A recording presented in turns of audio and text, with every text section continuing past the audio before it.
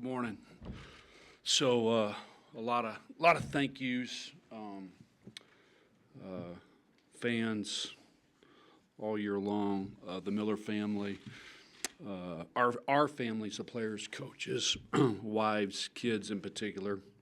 The sacrifices they make. You guys know the schedule, and thank you guys. I know several of you were in Houston last night, and thanks, and had to take an early morning flight to get here, and this is a big day for us with exit interviews. So thanks for your coverage, paying attention to us, telling us the story, being eminently fair, and as you guys know, we really respect what you do, and we're not here as an organization without you because you're the median to the fans. So thanks. Interesting season. Every season's nuanced, and you had some really challenging parts of the season. Really started with the offseason with Donovan in particular not having a typical offseason. Last playoffs against the Rockets, he injured his toe, as many of you know, I should say, and therefore we just mandated rest, and we almost took the mindset that we were going to protect, our 21-year-old two-guard from himself, and told him to be patient, and he was. We had to fight him along the way because he loves basketball and he loves the work, and so it took him in particular a while to gain his rhythm. We knew he would gain a rhythm during the course of the year. We just didn't know exactly when, and he did, and improved the last third of the season in particular, and so that and our tough defensive start kind of dictated, coupled with the scheduling. You guys know about the scheduling, and that's like injuries and everything else. You don't want to use it as an excuse, but it does go into the evaluation piece, which I know is material to each of you. So that tough start put us behind the eight ball, and character and fight back. The group, the continuity of the group showed through the early trials. Quinn's leadership, acumen, ability to adjust the team, in my opinion, showed in spades. And so then we made a good season, and it's a unique season, guys. There were things on and off the court, what Joe and Renee went through on a personal level, the fan incident. And so it's interesting. You go through seasons with teams, and, I'll be frank, sometimes you have a 50-win team that you don't like very much. And sometimes you have a team that's more challenged, but you really enjoy the personalities. We sit up here today while disappointed, not defeated, and very grateful in attitude towards the season that we had. We don't take lightly. It was, I think, the 16th 50-win season in Utah Jazz history. And also the character of the group, and it's really a unique connection with the fans. And so, so it's, again, I've said this before. I think I've said this on my radio show with Gordon and Jake. Every season it's a book, but it's a book of short stories. And so there were a lot of cool things, in particular off the court, where the team really came together. And then we just faced a team that was better than us, and congratulations to Houston. I should say that. They won it.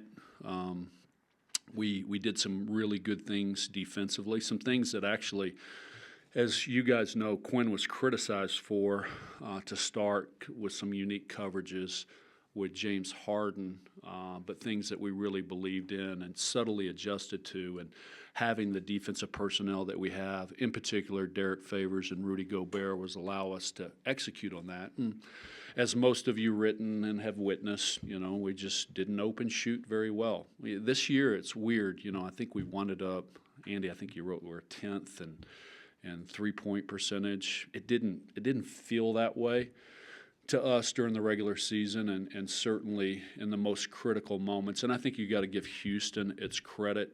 There's a psychological pressure that they put on you as the number 2 offensive team in the league, and especially early on in the series, the first 2 games in particular, they put great offensive pressure on us, and I think we felt that. And a few things happened. Ricky didn't play the last 2 weeks of the regular season because of an injury. Howell the same way. Derrick played one of the last 2 games to get ready. He fell on his back.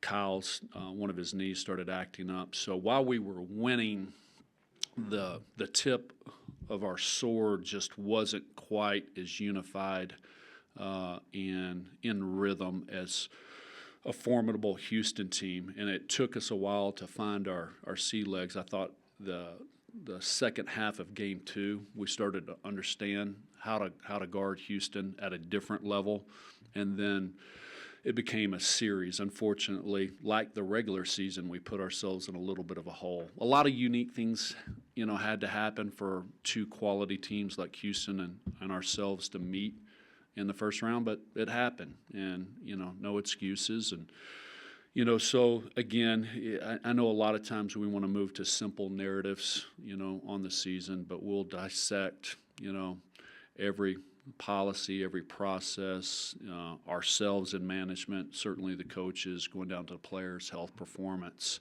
Linda Lucchetti and her player services group of ladies that are doing unbelievable work with our players and our families. I want to give a shout out to her, but we'll dissect everything, as you guys know. So with that, let's just open it up to questions. Andy has the first question. Dennis, I guess just big picture, what are some of your goals for this offseason to improve the team? Yeah, so I think it's going to take a little while to remove the emotion of getting eliminated, Andy. There's those postmortems, not to equate, a season ending with death, but it certainly feels that way. So you got to move away a little bit. I think it's important for Quinn and his staff to get away, the players to get away. We're actually altering, Andy, our player exit interviews. It's going to be 2 simple things. 1, thank you to each of the players, and 2, what can we do better as an organization to support you? And so really it starts there. The players always know. So that could be better accommodations, better logistics, better food.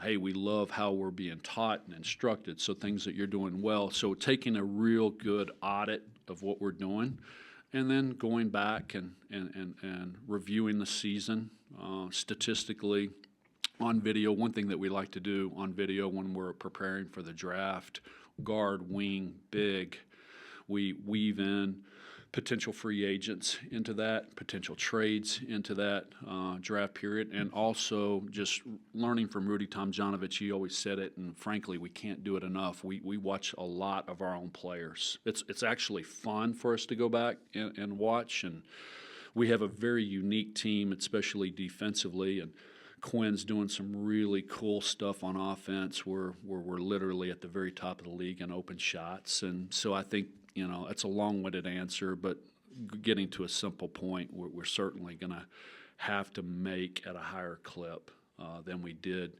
consistently all year long.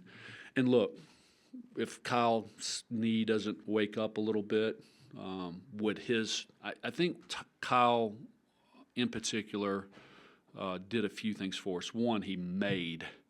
2, he provided just the most unique and authentic leadership that I've seen in a long time, and really partnered with Quinn and Joe and Rudy and Donovan in a real leadership role. But there's also a psychological impact I think you guys saw with Kyle, where when we're struggling making an open shot, hey, give the ball to Kyle, he'll make it. And so we didn't have that, and then we had a few guys that, for whatever reason, pressed in this series, and so those fine lines between making and missing, I think we have to evaluate, and hopefully we'll come up with a very precise, disciplined response to the season.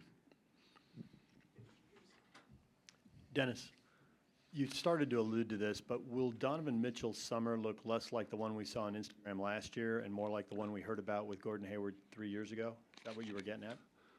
I'm not sure I understand, DJ. You were talking about he was injured and you made him step back. And then 3 years ago, you talked about Gordon, how he was in Oh, the gym thank you. 7 Yeah. every day. Yeah, so, well, there were a few unique things that happened with Gordon, getting married and having kids and then back here. So it's every situation's nuanced, and Donovan needs to go back to New York and visit with family, and he's got a few commitments. I think it's safe to say that we were praying all the way through the end of the regular season, and in particular in the playoffs, that nothing else would happen injury-wise, so we could have a really good offseason with all of our players. And Donovan, obviously, is very important. So I think, that will be part of the exit interview. That will be part of mine and Justin Zanuck, David Morway's conversation with Ty Sullivan. He's in demand, and this phenomenon's happened, so Donovan's got to understand how to use his time wisely, and we'll help him along with that with some advice. But there's only so many things that he's contractually obligated to do as far as being back here. But his presence here, even last year when he was almost in a rehabilitation phase, more than a conditioning phase or a training phase, has been excellent, and he's completely bought in. So we're very confident whatever that schedule is that we come up with, he'll spend a lot of time. And last year, DJ, the thing that we had is pulling him back from the gym not too soon. It's like, hey, we'll be fine, but we're not fine if your toe's not fine. So let's not make this a chronic condition because of impatience. And it's the thing that you have to go through with every player, but young players in particular. But I think it's safe to say he'll have a very good summer, and it could look a lot of different ways. But we'll certainly, give him a few opinions on what it should look like from our perspective. Dennis, given the needs that you have on this team, do you think, or do you know now, if you can literally afford to have Favors and Gobert back on the roster next year? Yeah. To me, that's an easy one. Absolutely. Again, no playoffs this year without Derrick. No playoff advancement the 2 previous years.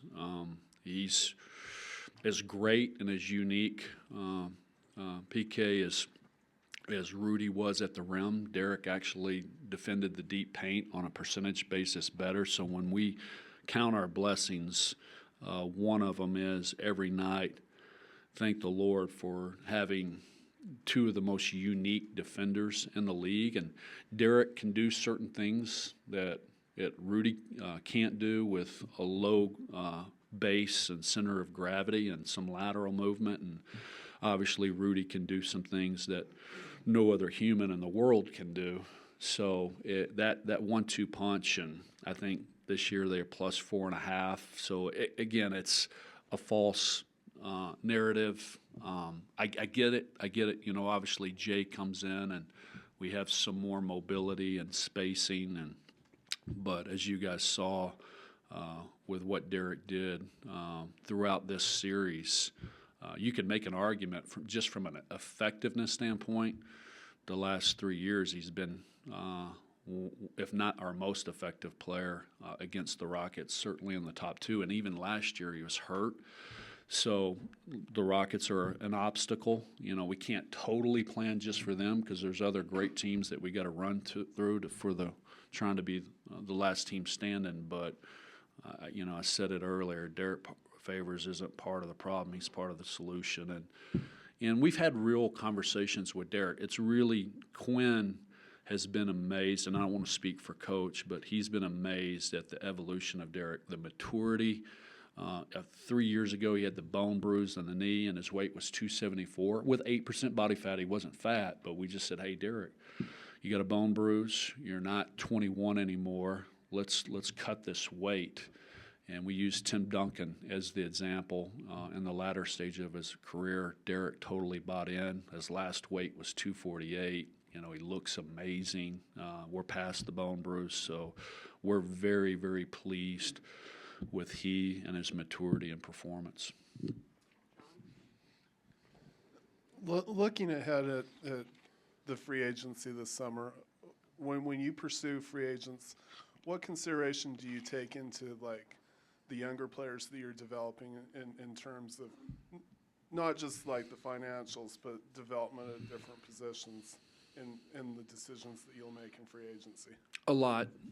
And so with the young players that we have that their role is situational instead of rotational, or, certainly not regulars or starters. There's a projection, there's a bet, and you've got to place that inside of, your values-based system, the intangibles and work, and really you simply reduce it to, do we trust them or not? And guys that we trust get to stay, and guys that are short of that, we move on from. And so you have that layer, you have salary cap projections and allocation of resources. And then with every young player, there's a projection and a bet. And you have to live through 60, 80, 90 games to get many times what a guy can be. It's very unusual that a Donovan Mitchell situation rises up where he takes a primary role as a 21-year-old. That just doesn't happen.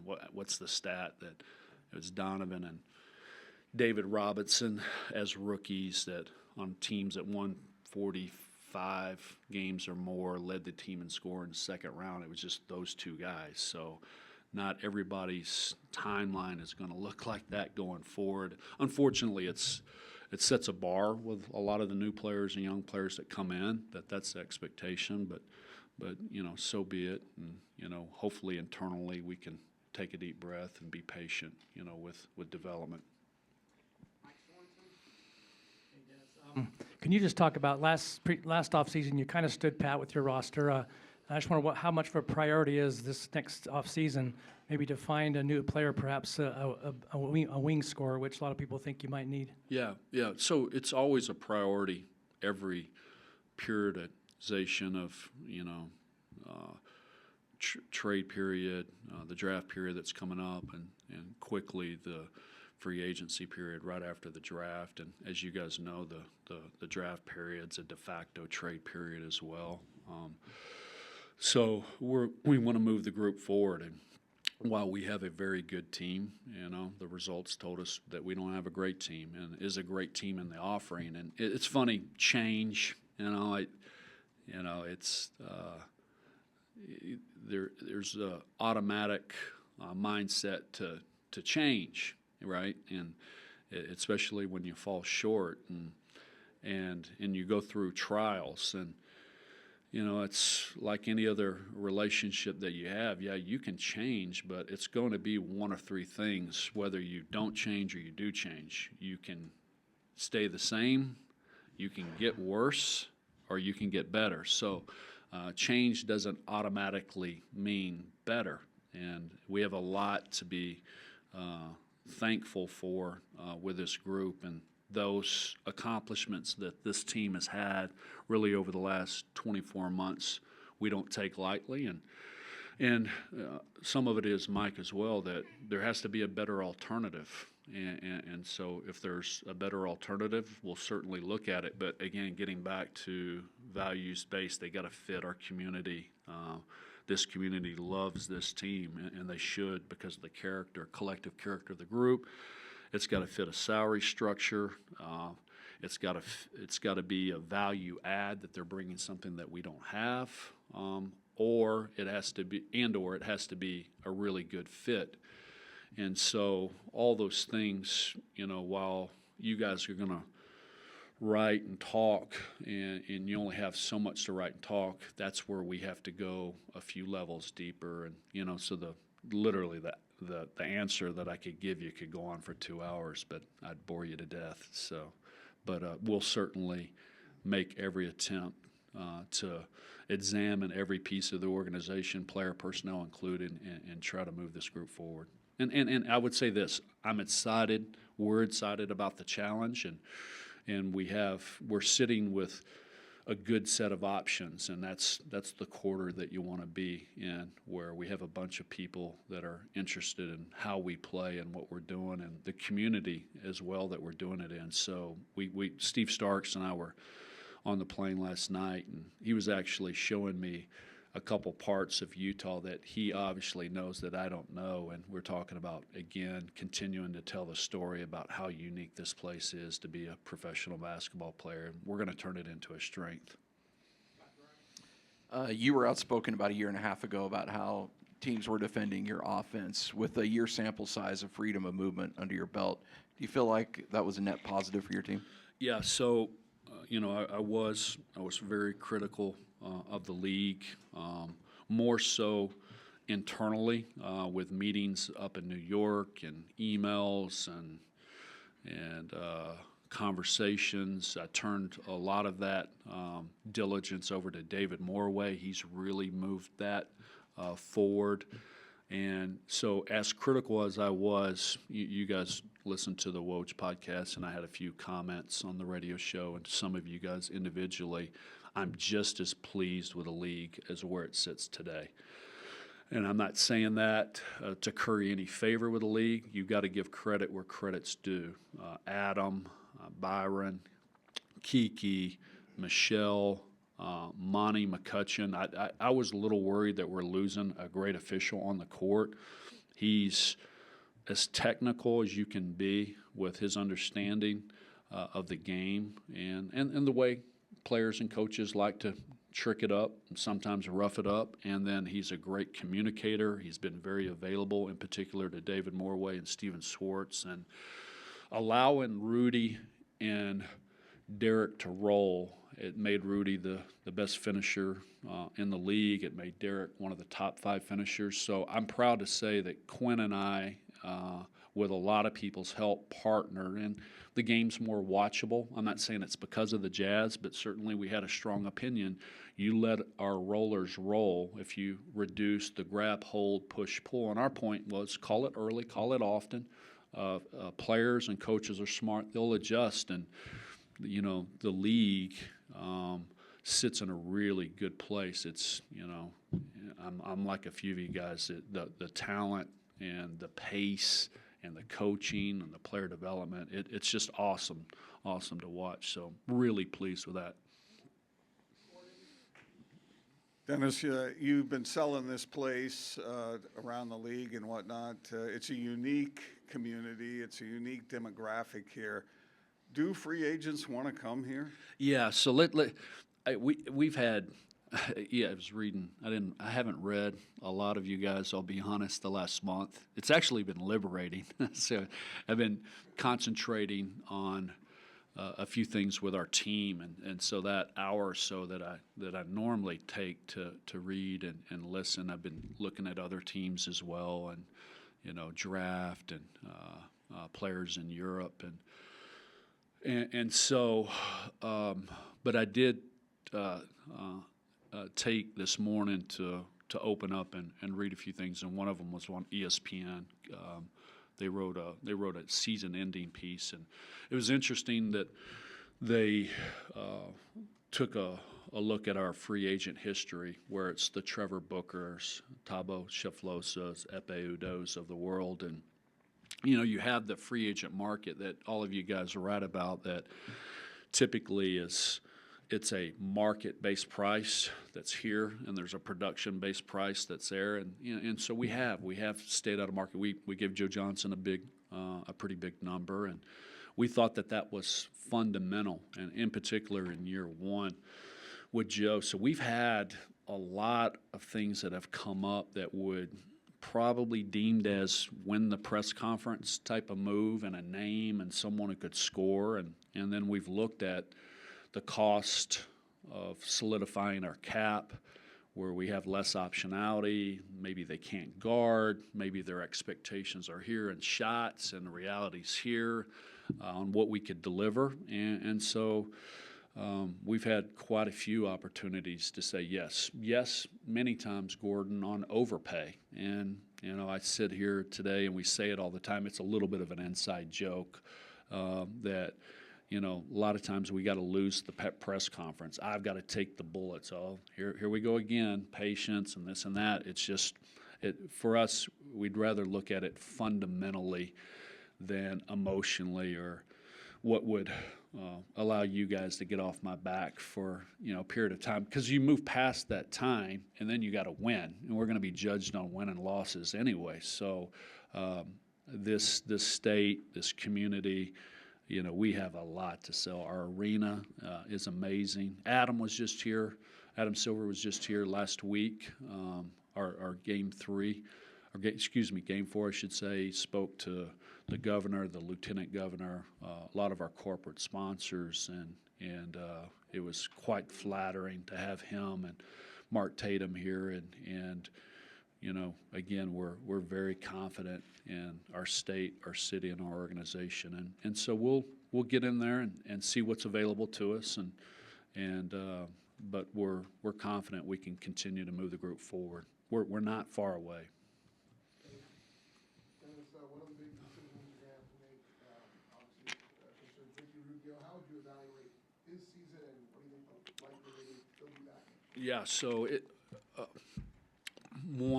little bit like Derrick was last year. This whole session's not going to be a referendum on Ricky.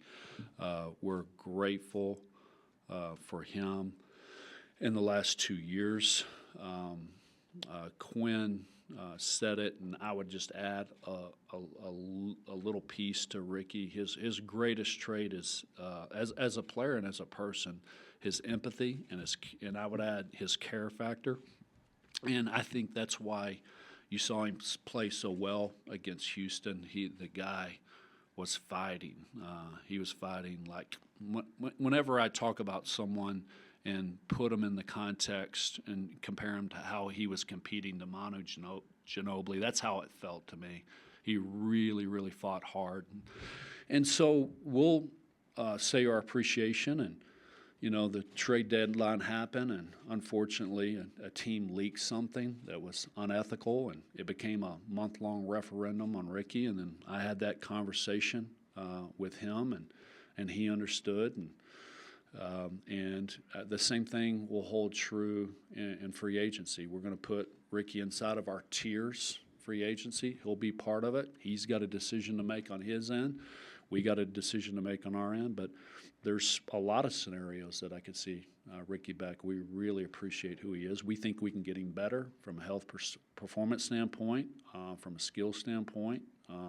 We know who he is, and we know he has Jazz DNA. And so, you know, he'll have options. We'll have options, and then we'll talk to he and his agent. But, you know, I'm really, really pleased with the level of professionalism, care factor, level of competitor that Ricky is. So, yeah, there's definitely potential for a go forward.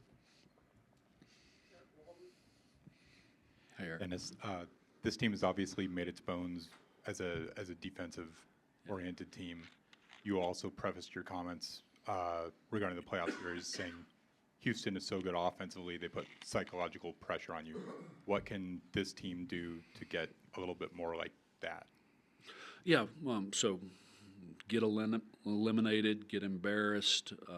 You know, the first two games, nobody was pleased, and so suffer.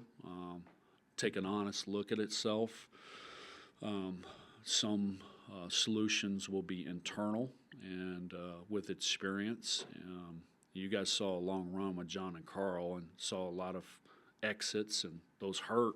And if you have the right people, and I believe that we do, all those experiences, good and bad, add up over time. And so if you're able to have some good health like John and Carl had, and you'll have your moments, especially team when you start moving to a team that has north of 4.5 point differential. That's when you start moving into, hey, if things were to happen. Now, obviously, you want to be like Golden State and have a 10 or 11 point differential on over a 4 or 5 year basis, and you probably are going to win.